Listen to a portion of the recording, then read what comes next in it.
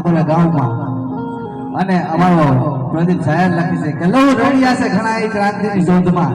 આજે પણ ભીમાખોરે ગામનો ઇતિહાસ બોલે છે કે લો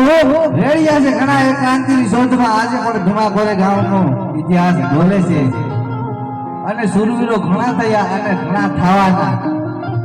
પણ જે સુમાન માટે લડ્યા એ આજ બોલે છે પથ્થર તણા દેવનાથે ઘણો પૂજ્યા પથ્થર તણા દેવને તો ઘણા પૂજ્યા પણ સેવસે કઈ ફેર પડ્યો નહીં જેથી શમશેર હાથમાં લીધી હશે એ રક્ત આજ બોલે છે કે પ્રદીપ લડિયા એ દિવસ ને રાત કે પ્રદીપ લડિયા એ દિવસ ને રાત આજ તારી કલમે આ ખોરા કાગળ પર બોલે છે અને આજથી આ સમાજ ગુલામી કરતો આવ્યો છે હાલમાં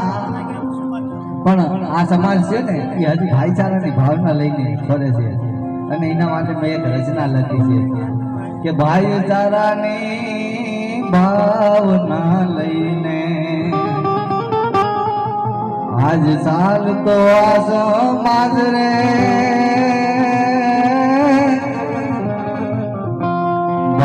ભાઈચારાની ભાવના લઈને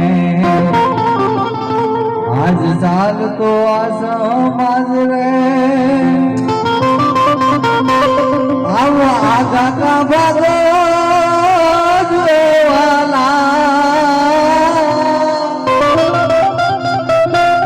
આવો આગા કા ભાગો પણ તમારો ભાઈ રે ભાઈ સારાની ભાવના લઈને આજ સાલ તો આ સમાજ રે એક હાથ લઈને એક પડકારે માયો સહસ્ત્રલિંગ હો માય રે એક હાથ લઈને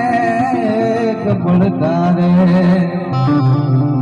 માયો સહસ્ત્રલિંગ હો માય રે અરે પાણીલા માતે પ્રજા તડપતી આ પાણીલા માતે અરે પ્રજા તડપતી અમે દીધા દેહના બલિદાન રે ભાઈચારાની ભાવના લઈને અને જ્યારે સહન શક્તિ પૂરી થાય ત્યાંથી ક્રાંતિની શરૂઆત થાય ઘટના કાંઈક એવી જ બને છે મહારાષ્ટ્રના ભીમાખોરે ગામમાં ઘટના છે 1 જાન્યુઆરી 1858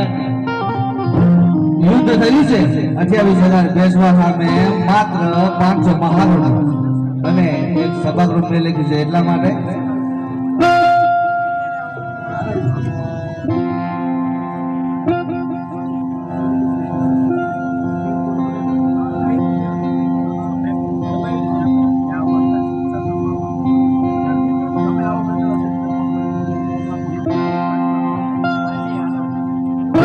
हालिया वेर गोरेगांव संग्राम का जे लड़वाद है साही बेसवानी भोजवाद है बिना